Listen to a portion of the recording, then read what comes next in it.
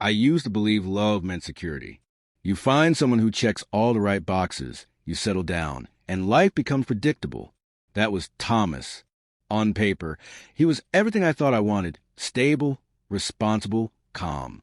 But over the years, calm turned into silence, stability into stagnation. And the version of us that once laughed in kitchens and stayed up too late faded into someone I barely recognized.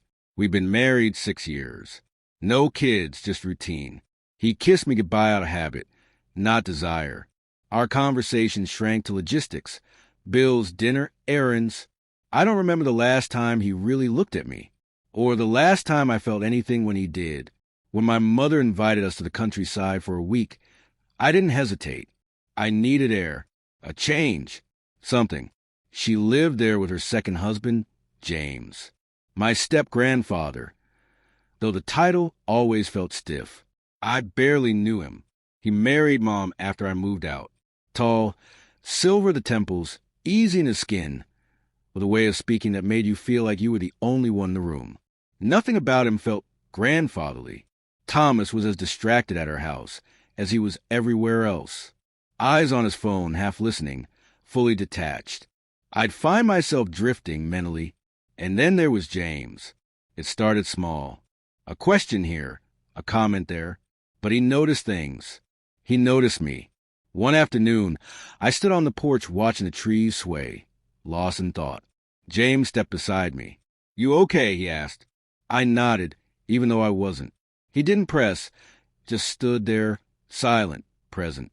After a while, he said, "You used to love these trees as a kid. You climbed that one there." I laughed, caught off guard.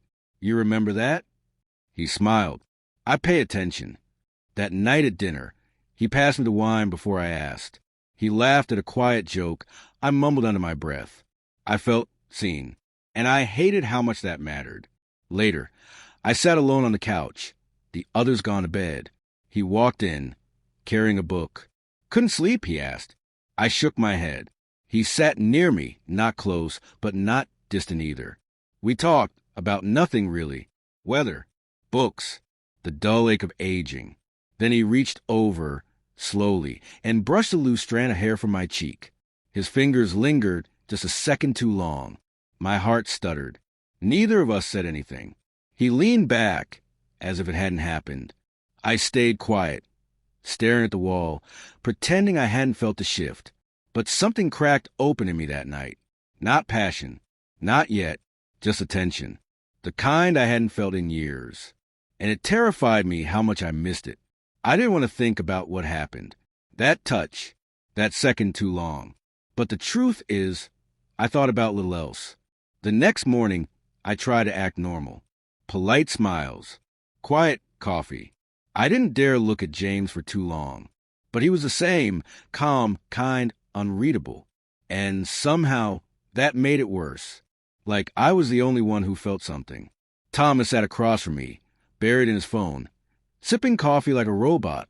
I watched him and realized I had memorized every line of his disinterest.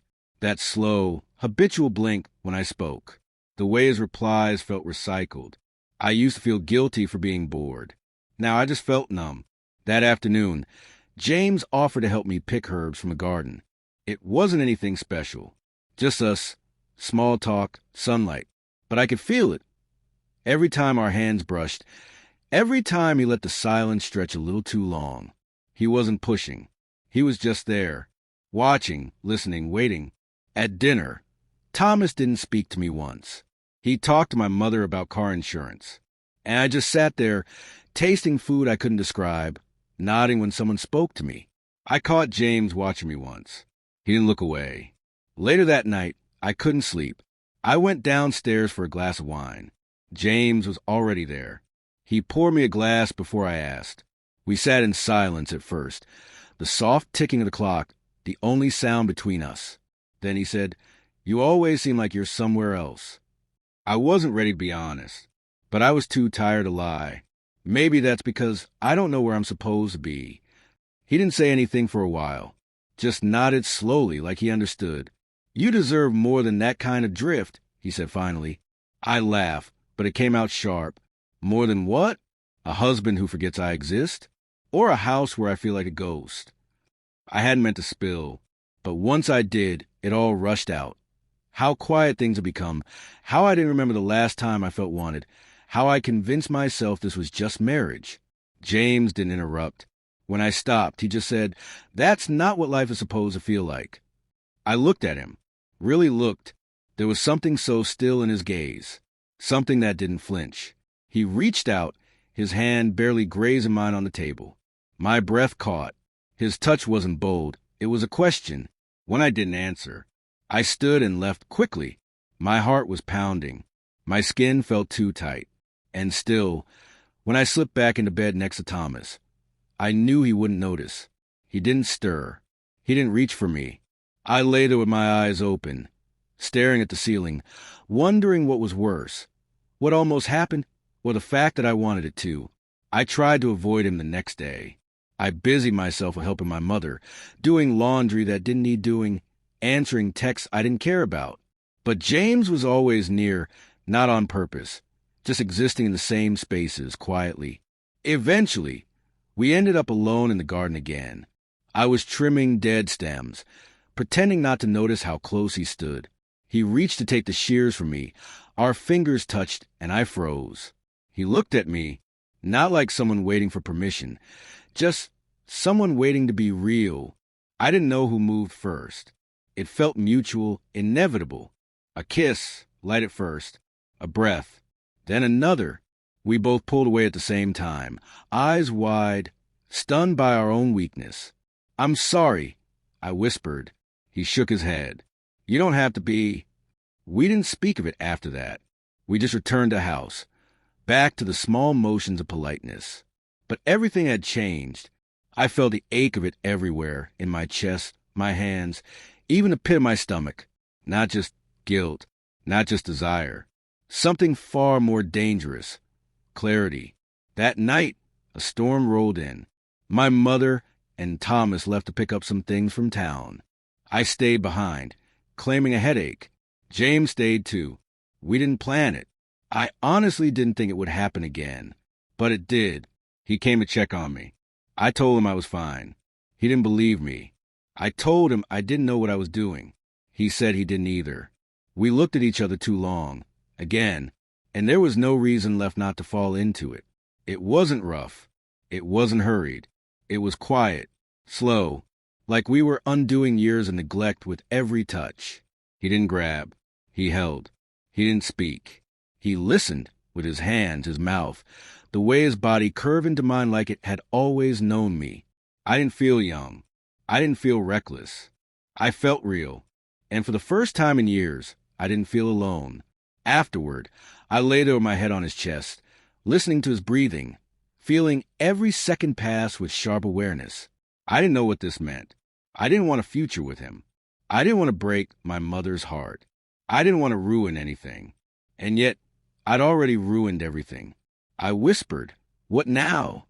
He ran his fingers through my hair and said, "Now we live." I woke up alone.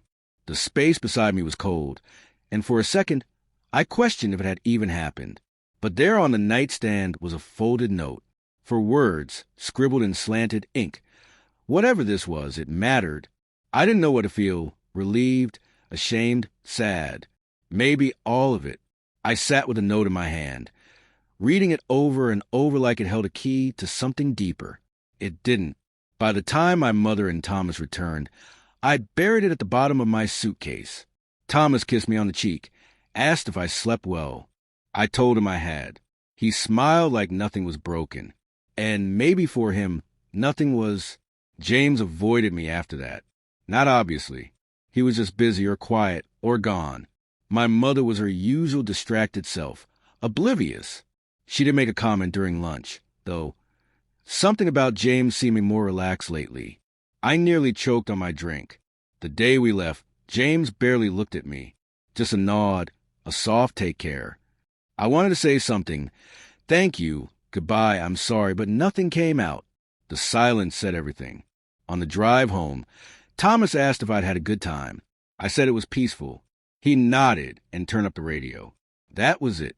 Back at home, everything felt the same, but nothing was. The bed felt colder, the silence heavier. I tried to touch Thomas that night, just to see if there was anything left to revive. He turned away in his sleep, like always.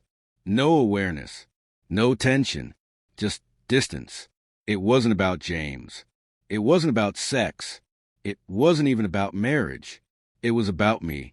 I had spent so long disappearing in the background of my own life that the moment someone reached in and pulled me forward, I didn't know how to return to the shadows. I didn't leave Thomas. I didn't confess. There was nothing to confess that he would understand.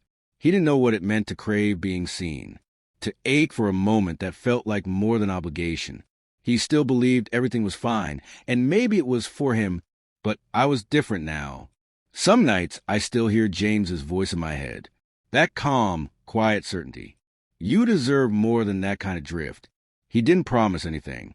He didn't ask for more. And that's what made it harder. Because what he gave me wasn't future. It was a mirror. I don't know what happens next.